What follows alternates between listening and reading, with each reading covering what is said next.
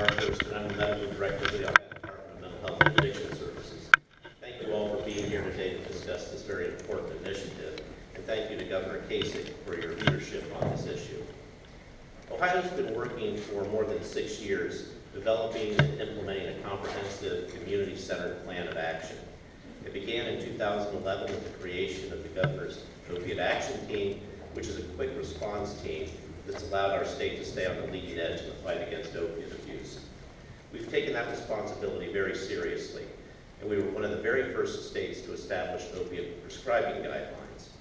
In 2012, we developed prescribing guidelines for emergency departments. In 2013, we followed up with guidelines for chronic pain, and in 2016, we introduced guidelines for acute pain. All of this work was done well in advance of the CDC guidelines that were released last year, and they have helped prevent doctor shopping for prescription opiates, encourage prescribers to first consider non-medication therapies and pain medications other than opiates, reduce leftover opiates that can be diverted for abuse, and encourage prescribers to check the state's prescription drug reporting and monitoring system before prescribing opiates. As a result of this, we've seen many positive things happen.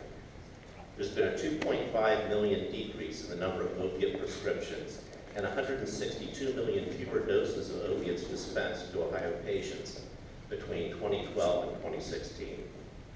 There's been a reduction of total doses of benzodiazepines dispensed to Ohio patients by 43 million doses, or 14.5%. And there's been a 78% decrease in the number of people who see multiple prescribers in order to obtain controlled substances, commonly referred to as doctor shoppers. Today we're taking the next steps. At the direction of the Governor, leaders from the Healthcare Licensing Board represented here today, and clinical representatives from the Department of Mental Health and Addiction Services, the Department of Health, and the Department of Medicaid came together to develop new regulations on the prescribing of opiates for the treatment of acute pain. These rules are intended to promote responsible prescribing while reducing the supply of leftover pain medications that may be subject to abuse or diversion. The implementation of these rules has the potential to reduce the annual number of opiates prescribed in Ohio by an additional 109 million doses per year. I'd like to give a brief overview of the proposed rules that will be adopted by the medical, nursing, dental, and pharmacy boards in the coming months. Number one, the rules impose a day's supply limit on opiates used to treat acute pain. Specifically, the first opiate prescription for the treatment of an episode of acute pain will be restricted to no more than a 7-day supply for adults and no more than a 5-day supply for patients under the age of 18. The rules consider both days supply and morphine equivalent dose, which is a standard method of measuring the strength of opiate pain medication. The total morphine equivalent dose of a prescription for acute pain cannot exceed an average of a 30 milligram morphine equivalent. This is important as studies show that higher morphine equivalent doses are associated with increased patient risk, including the risk of overdose.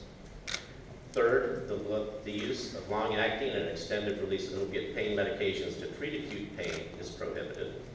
Fourth, healthcare providers can prescribe opiates in excess of the new limits only if they provide a specific reason in the patient's medical record. Unless such a reason is documented, a clinician is prohibited from prescribing opiates that exceed Ohio's limits.